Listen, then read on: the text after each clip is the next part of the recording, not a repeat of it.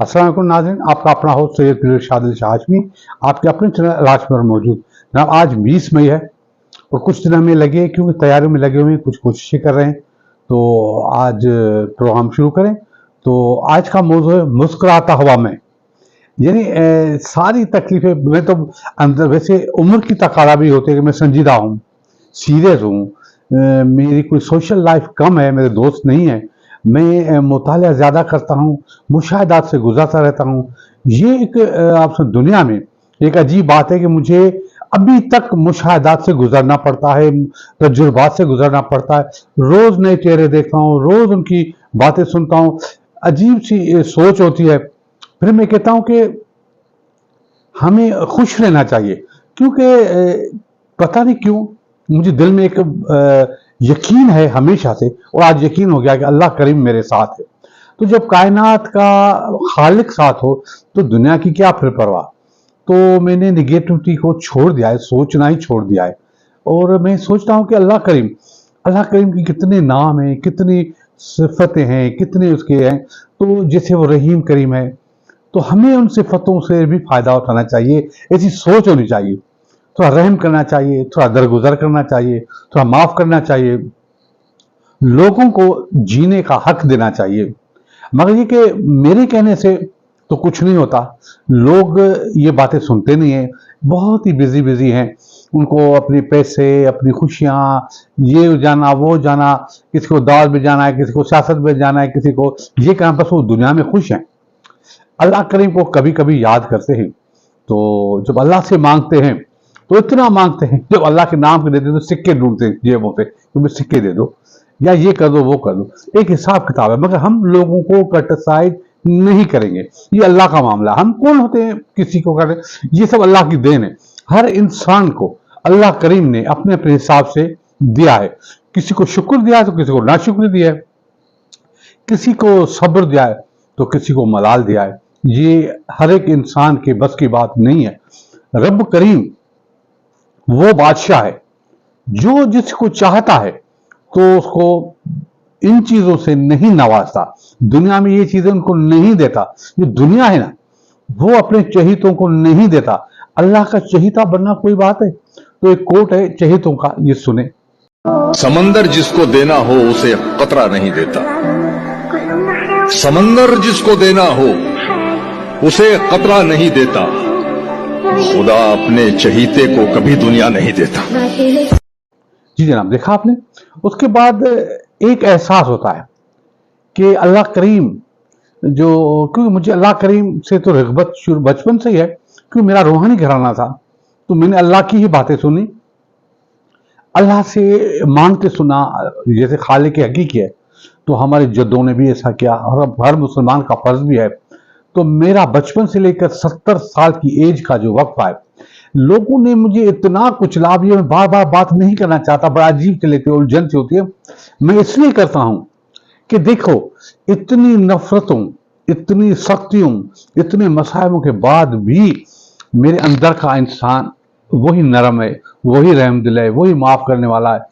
जो मुझे तकलीफें देता है मैं उनको माफ कर देता हूं। मैं कहता हूं ये अल्लाह, मैं क्या कर सकता हूं, अल्लाह उनको हिसाब देगा। फिर बहुत सारी ऐसी चीजें होती हैं कि दुनिया में जब हम यहाँ आए हैं, इस दुनिया में, तो बहुत सारी चीजें, बहुत सारी उम्मीदें लेके आए हैं। जैसे मुझे जब बैकग्राउंड मिला तो मैं सखी रुकनी शाह के खानदान से हूँ, मैं उनका औलाद हूँ, सखी हाशिम शाह का औलाद हूँ। तो हमने मोहब्बतों की, इज्जतों की, अकीदतों की मेराज देखी। हमारी बेटियां, हमारे औलाद, इज्जतों की, चादरों की हिफाजत करने वाले वो बेटियां। मगर इस तरह से, क्योंकि जो अख्तियारात इंसान के हैं वो इंसानों के पास रहते हैं, अल्लाह करीम उनको नहीं पूछता है। माल में लिखता है आगे चलकर उनको मकाफात होगा, मगर जो इंसानों को अख्तियार दिए गए तो उन्होंने मुझ पर बहुत ही चलाए।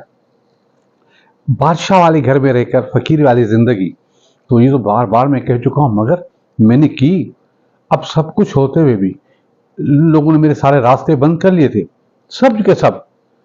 जो इतने अंदर के छोटे लोग हैं वो पराया हक खा के बैठे हुए हैं।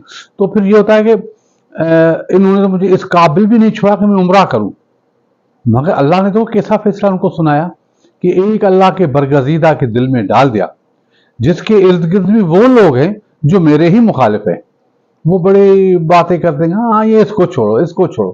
اب ان سب کو چھوڑ کے اللہ نے اپنا فیصلہ سنایا.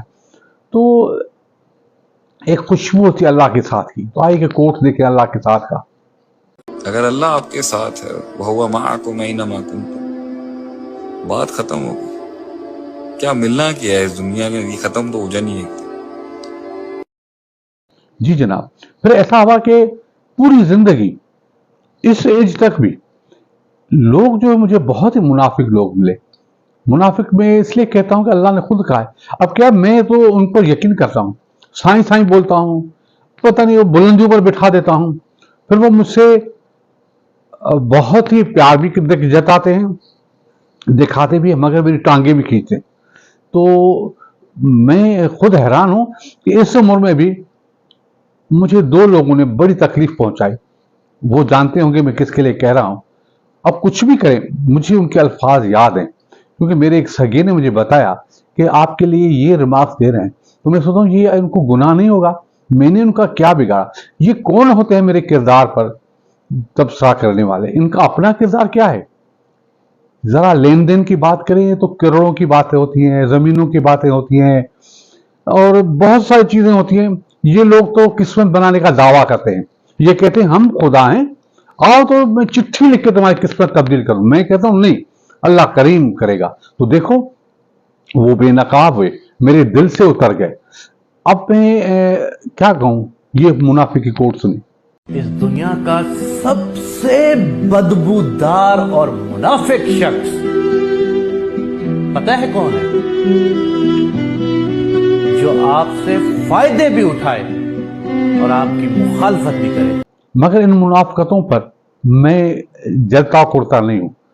اللہ کریم کیا کہتا ہے؟ کہتا ہے کہ ہاں یہ کوٹ سنیں، یہ بہترین ترجمانی کرتا ہے صبر کی. یہ سنیں. کسی نے دھکا دے دیا تو صبر کر لینا. کسی نے اگر دو بول سختی کے تم سے بولے تو صبر کرنا. اگر کسی کو تمہارا وہاں لوگوں سے ملنا آنا جانا اٹھنا بیٹھنا تمہاری طرف لوگوں کا نہ کسی کو اچھا نہ لگا تو صبر کرنا. جی جناب، دیکھا آپ نے. اس کے بعد میں سوچتا ہوں کہ انشاءاللہ اللہ کریم میں اپنی حق کی جنگ لڑ رہا ہوں، مجھے اپنا حق ملے گا. مگر یہ ایک سچائی ہے کہ یہاں کے زمینی لوگوں نے میری عزت والے رزق کو، میرے بردباری والے رزق کو قبضہ کر کے رکھا ہوا ہے. ان لوگوں نے اپنی کہانیاں جڑی ہوئی ہیں. تو چھوٹے سے لے کر بڑا خون کا رشتہ تو ہے ان سے، مگر ان کی منافقت ایسی ہے کہ چھوٹا بچہ ان کا جو پتہ نہیں کیا، وہ بھی ایسے کہے گا کہ وہ کیا بتاؤں. تو پھر یہ ہوتا ہے کہ میں یہ کوئی کسی کو بددعا نہیں دے گا. جب آدمی بڑا ہوتا ہے سوچتا ہے تو بددعا نہیں کسی کو دیتا، یہ تو اللہ کا کام ہے. مگر بددعائیں تو بغیر دیے بھی لگ جاتی ہیں. تو ان کے کیسے حال ہوتے ہیں یہ ذرا سنیے بددعا. یہ جو بددعائیں ہیں یہ تمہارے بستر تک تمہارا پیچھا کرتی، یہ نیندوں میں سوراخ کر دیتی. لوگ کہتے ہیں پتہ نہیں کیا بات ہے، سویا نہیں جاتا. تو میں کہتا ہوں پتہ کر لو، شاید کو بات نکل ہی آئے.